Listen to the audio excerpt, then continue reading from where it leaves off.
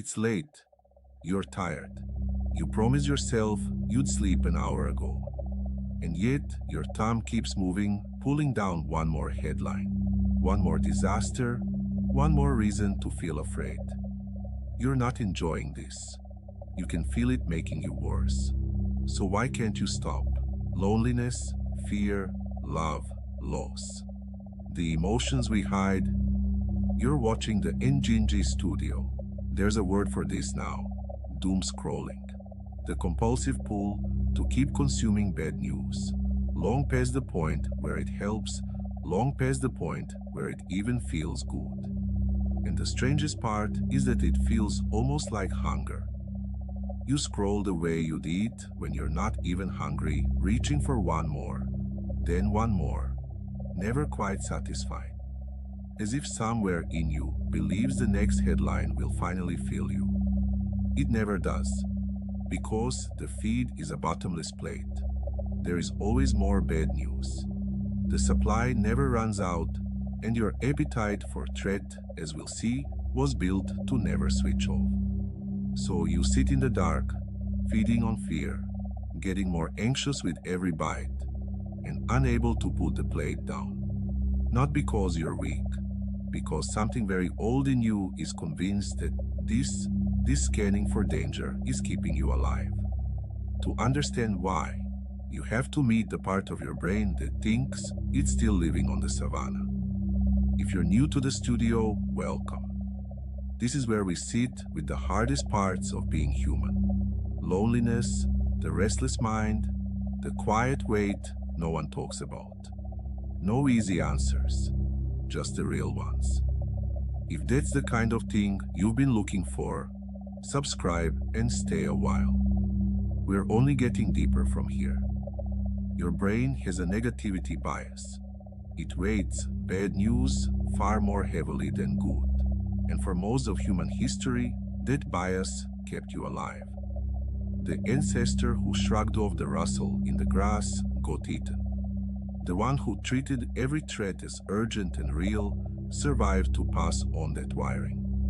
So your brain learned a simple rule. When there's danger, find out everything, immediately. Knowledge of the threat was safety. Doomscrolling hijacks that exact instinct. Each alarming headline trips the ancient alarm danger. Attend to this, and your brain rewards the scanning with a small hit of relevant feeling information. So you scroll, hunting for the piece of news that will finally make you feel safe. But the threats on your screen aren't a lion in the grass. They're wars, disasters, and crises happening 1,000 miles away that you can do nothing about tonight.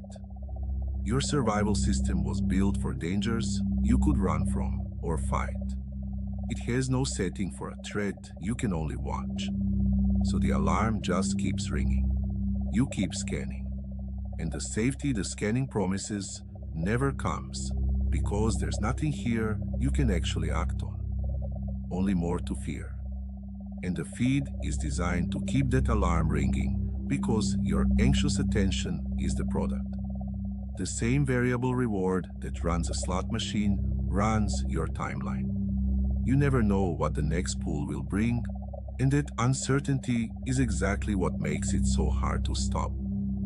Outrage and fear travel further and hold longer than calm, so the system learns to show you more of them. Your dread is good for business. But there's a quieter thing underneath, and it's worth being honest about. Often, we doom scroll hardest when we feel most powerless in our own lives.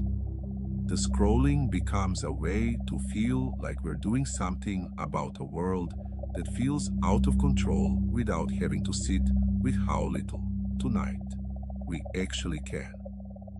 And it becomes a place to put a feeling we don't want to face. Anxious about your own life? Here's a global catastrophe to be anxious about instead. The doom on the screen can be strangely easier to hold than the quieter fear closer to home. So the scroll isn't really feeding your need to be informed. It's feeding an anxiety it also creates, and standing in for a feeling you haven't let yourself name. So, how do you put the plate down without pretending you don't care about the world? First, understand what you're actually fighting.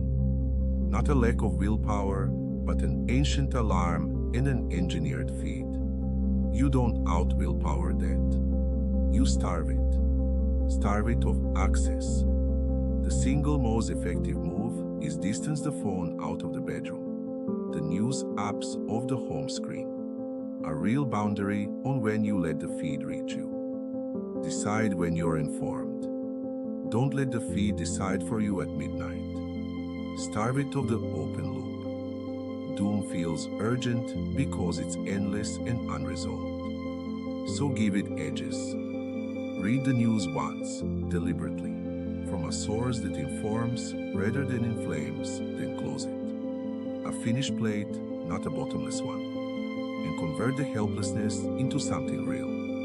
The anxiety is a survival instinct demanding action, so give it one. One small concrete thing. Donate, volunteer, call someone. Do the one local thing you actually can. Action is the only thing that ever quiets the alarm, because action is what the alarm was for. And the deepest move, when you catch yourself reaching for the plate, pause and ask what you're really feeding. Often it isn't a need for news. It's a fear closer to home that the global doom is letting you avoid. Tend to that and the scroll loosens its grip on its own. Caring about the world was never the problem. Drowning in it alone at midnight, unable to act, was never caring. It was just fear, wearing the mask of being informed. So here's my question for you. What do you think you're really reaching for when you doom scroll at midnight? And what feeling does it let you avoid? Tell me in the comments. Naming it is the first step to putting the plate down. This is the Njinji Studio. Stories that stay with you.